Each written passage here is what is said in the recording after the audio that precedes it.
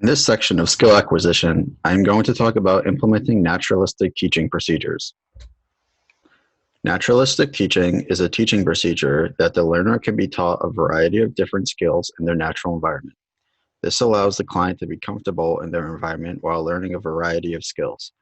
This method of teaching may work best for clients who have a difficult time with communication or socializing. This helps clients to engage more in their environment of things that make them comfortable and happy. During naturalistic teaching procedures, the learner is typically unaware of any teaching is occurring. This is a way where teachers, RBTs, or whoever else is teaching the client to be able to help the client in engaging in activities while going through their normal daily routine. Naturalistic teaching is a personalized approach in an environment where the learner is engaging in and can control how the instructor will work with them. Let's check out this example. Let's say the learner is engaging in a preferred activity, coloring. If the goal is to teach the client to identify colors, the instructor can teach the learner to color the picture according to specific colors. The client is engaging in an activity that he or she prefers while being taught something. It's naturalistic. With naturalistic teaching, you want to make sure that you're preparing the environment for the client by setting up prearranged teaching opportunities. Some may say, well, that isn't naturalistic.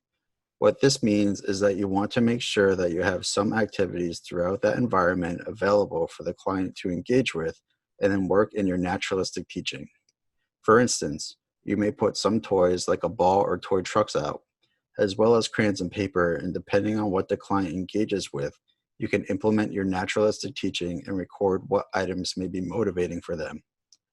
While you teach your client, it is important to take note of what is motivating for your client in the teaching setting. Always remember too, learning can happen at any time. That is key with naturalistic teaching. There is no set time for teaching. Take advantage of any opportunity to teach your client different skills within the environment. Let's now move on to incidental teaching. Here we are giving the client the opportunity to initiate any type of learning.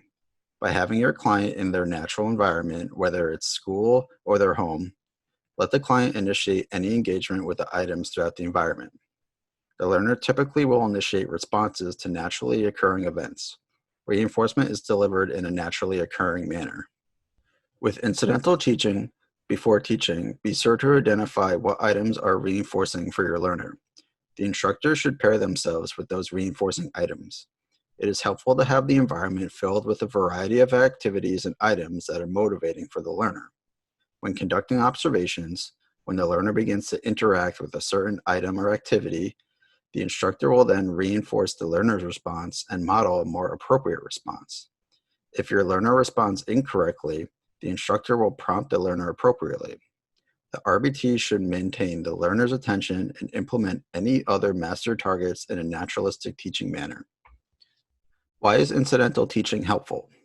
Incidental teaching is helpful for our learners because it benefits the learner by improving other untargeted skills, as well as promoting generalization by transferring skills taught in discrete trial teaching to a natural environment. The learner is responding to objects or activities that hold value to them. Here are some common skills taught with incidental teaching: social skills, play skills, mands, echoics, intraverbals, motor skills, and imitation skills.